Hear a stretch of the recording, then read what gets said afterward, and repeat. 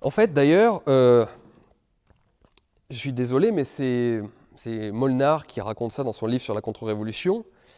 Il dit que la gauche est plutôt le domaine du moyen. C'est-à-dire qu'en fait, les grands leaders de gauche, depuis la Révolution française d'ailleurs, jusqu'à oui, jusqu'à aujourd'hui, et souvent, en tout cas pendant la Révolution française, venaient de la classe moyenne. Les électeurs de gauche viennent plutôt de la classe moyenne.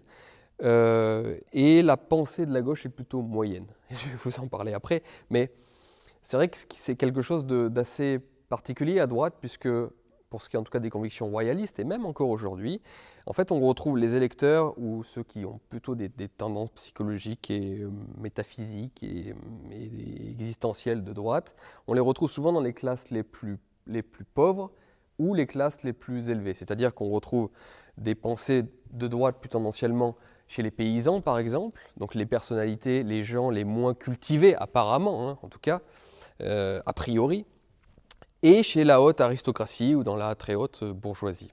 Et c'est plutôt tout ce qui est moyen, dans cette espèce de ventre mou moyen, que l'on pense à gauche. Et vous savez, vous connaissez le mème sur Twitter des bas QI qui pensent quelque chose de façon très simpliste, et puis vous avez le gros des gens, c'est-à-dire les QI moyens, et donc là, qui vont penser quelque chose en totale opposition avec la chose simple qui a été dite par la personne qui est censée avoir un QI bas.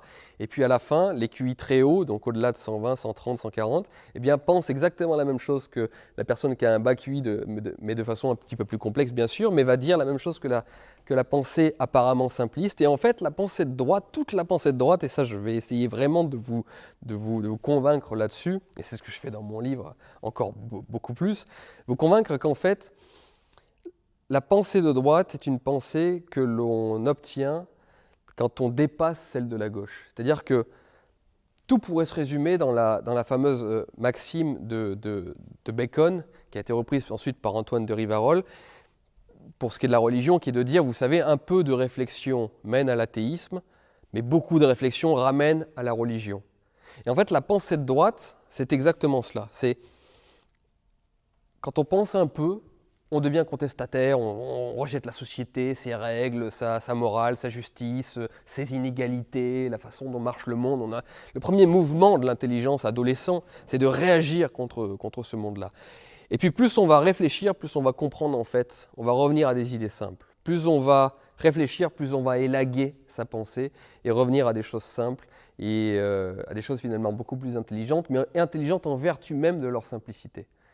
Et pour moi, c'est ça la pensée de droite. Et donc, vous avez souvent la gauche, vous avez souvent des constructions intellectuelles extrêmement ardues, extrêmement complexes, extrêmement compliquées, des continents intellectuels même, comme le marxisme, ou même on crée même un langage, on crée même une rhétorique très particulière où tout devient un petit peu jésuistique, c'est-à-dire incompréhensible.